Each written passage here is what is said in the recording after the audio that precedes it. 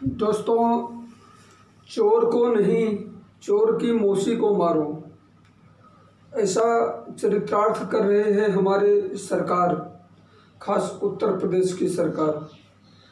मानता हूँ विकास दुबे अपराधी है, उसने 8 पुलिस वालों को मौत के घाट उतार दिया और 7 पुलिस वाले घायल हैं और उसके ऊपर 60 के लगभग अपराध भी दर्ज है उत्तर प्रदेश में, वो भी संगीन अपराध दर्ज हैं।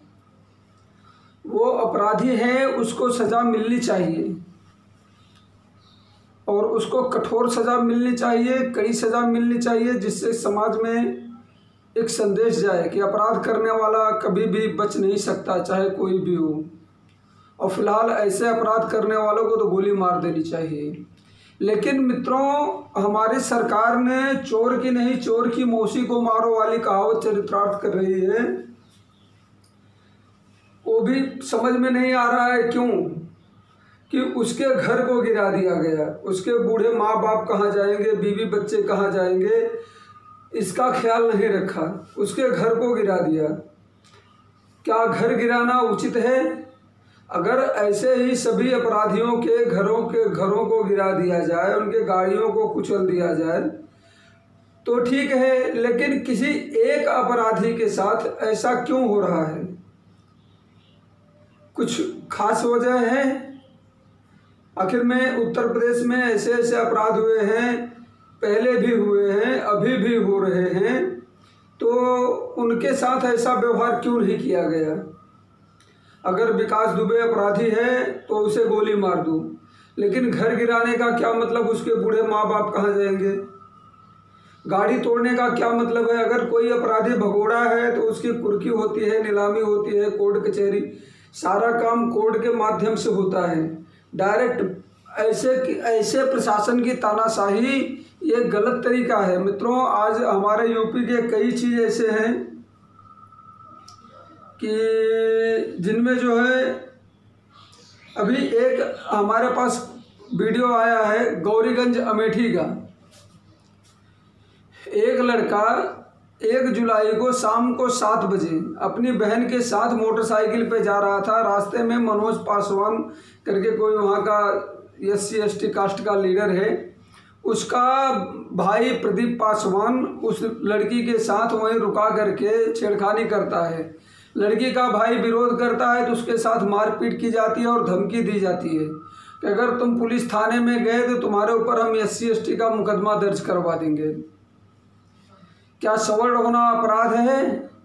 जब उसकी जो है कोई सुनवाई नहीं हो रही थी तो वहाँ के कोई लोकल लीडर विजय किशोर तिवारी जी हैं, जो कि जा कर के वहाँ पे FIR दर्ज करवाए, तो उसको ऊपर से धमकियाँ मिल रही हैं।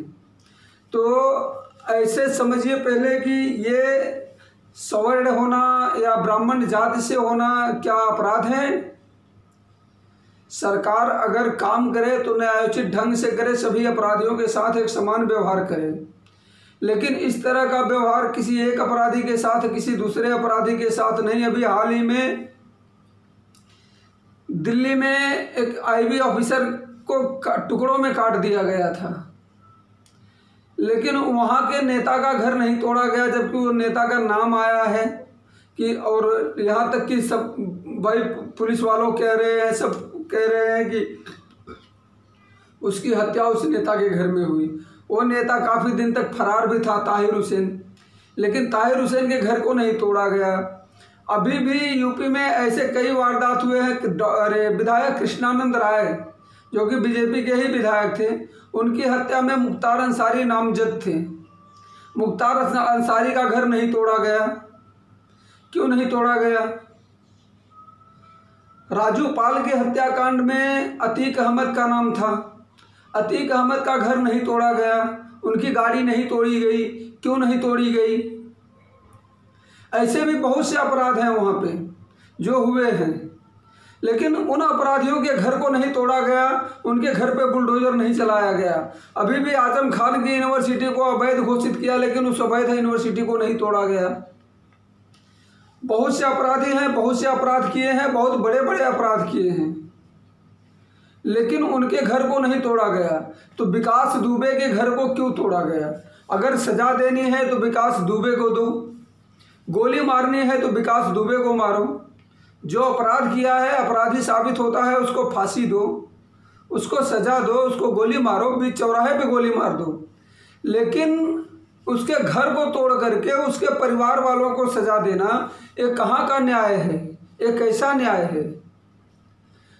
कई जगह पे ऐसे ऐसे हो रहे हैं, हमले हो रहे हैं। अभी हाल ही की घटना है, 1 या 2 तारीख को कुछ प्रयागराज जिले के होलागढ़ थाना अंतर्गत देवापुर गांव की एक घटना है। देवापुर गांव में 40 वर्षीय विमलेश पांडे जी थे। वो वैद्य का काम करते थे, लोगों को दवाई देते थे, उनकी रोजी रोटी का जरिया वही था। उसी दिन जो है 1 या 2 जुलाई को उनकी रात में खाना खाने के बाद वो लोग सो गए तो उनके घर में अपराधी घुसे, विमलेश पांडे की हत्या कर दिए। उनका लड़का प्रिंस पांडे, उसकी हत्या हो गई। एक लड़की सृष्टि पांडे, उसकी हत्या हो गई। और एक श्रेया पांडे उनकी लड़की, उसकी हत्या हो गई। और उन सब की माँ जो है रचना पांडे, जो कि घायल है, अभी भी हॉस्पिटल में है। लेकिन प्रशासन इतनी तत्परता इन अपराधियों को पकड़ने के लिए नहीं दिखाई, जबकि बहुत ही इतना दुर्दांत तरीके से हत्या किया गया है। विमलेश पांडे के दोनों पैर काट दिए गए हैं। लड़के को चाकू मारा गया है, उसका गुप्तांग काटा गया है। लड़कियों के गुप्तांग में चाकू मारा गया है और उसके हाथ की अंगुलियां काटी गई है। लड़कियां निर्वस्त्र थी वहाँ पे। प्रशासन यहाँ पे सोया हुआ है। यहाँ पे क्या ये अपराधी जो है वो कोई खास है कि उनको नहीं पकड़ा गया या उनके घरों को नहीं तोड़ा गया, अभी तक चिन्हित नहीं किया गया कौन है क्या है। अभी तक प्रशासन की तरफ से कोई बयान भी नहीं आया। अभी ऐसी ऐसी घटनाएं उत्तर प्रदेश में हो रही है। 11 दिन के अंदर 23 ब्राह्मणों की हत्या होती है, लेकिन प्रशासन उसके ऊपर इतना कठोर कार्रवाई क्यों नहीं कर रहा है? ब्राह्मणों को टारगेट किया जा रहा है इस प्रशासन में। ये सीधी बात है कि ब्राह्मण जितनी हत्याएं, जितना एक्सटॉर्शन ब्राह्मणों के ऊपर हो रहे हैं इस शासन में, इतना पहले कभी नहीं हुए थे। इसकी जवाबदारी प्रशासन की है। प्रशासन सोया हुआ है। या तो ब्राह्मणों के लिए कोई आयोग गठित करें, ब्राह्मणों के लिए कोई स्पेशल धारा लागू करें कि जो ब्राह्मणों को सताएगा उसके साथ ऐसा व्यवहार होगा। या तो ब्राह्मणों के लिए क्या है, ब्राह्मण सताए जा रहे हैं। 11 दिन में 23 ब्राह्मणों की हत्या, वो भी बड़े दुर्दांत तरीके से, देख करके कलेजा दहल जाए आदमी का। लेकिन सरकार किसी खास वर्ग विशेष को टारगेट कर रही है और अन्य अपराधियों के साथ दूसरा व्यवहार, ब्राह्मण अपराधियों के साथ दूसरा व्यवहार। ये कौन सा तरीका है? ये तरीका अनुचित है, अन्याय है और ये शोषण करने वाला है। किसी का घर गिराना शोषण है, किसी के गाड़ी को तोड़ना शोषण है। यहाँ भारत देश में विदेशी आतंकवादियों को पकड़ करके भी बिरयानी खिलाई गई है और खिलाई जाती है, और जबकि वो देश के आदमी हैं। एक ब्राह्मण है, मानता हूँ अपराध किया है, फिलहाल जो भी है अपराधी था, तो उसमें भी प्रशासन के लोग मिले हुए थे। प्रशासन के लोगों का क्या हो रहा है? क्या जो उसके खबरी थे विकास दुबे के, उनका घर तोड़ा गया है? जो विकास दुबे को इतने केस होने के बाद भी, इतने भयानक केस होने के बाद भी, जिस जज ने विकास दुबे को बेल दिया, क्या उसके ऊपर कार्रवाई की जा रही है? ये सब बातें सोचने की है, विचार करने की है कि एक वर्ग विशेष को टारगेट क्यों बनाया जा रहा है।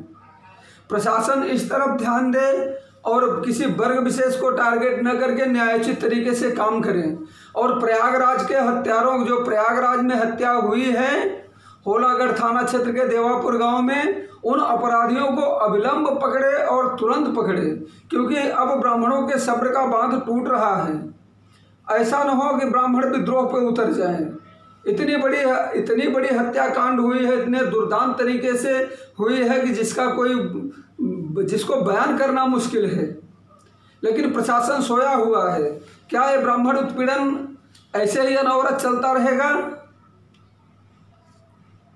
ये गलत है, ये न्यायोचित नहीं है और ये अन्याय के खिलाफ आवाज़ उठाना होगा।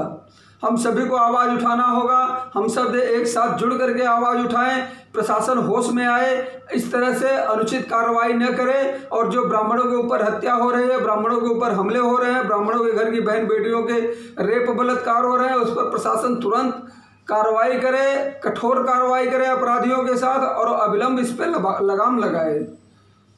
जय हिंद मित्रों, जय भारत। वीडियो अच्छा लगे तो शेयर कीजिए, सब्सक्राइब कीजिए और सब लोग एक साथ एक मंच पे आकर के इस अन्याय के खिलाफ आवाज़ उठाइए।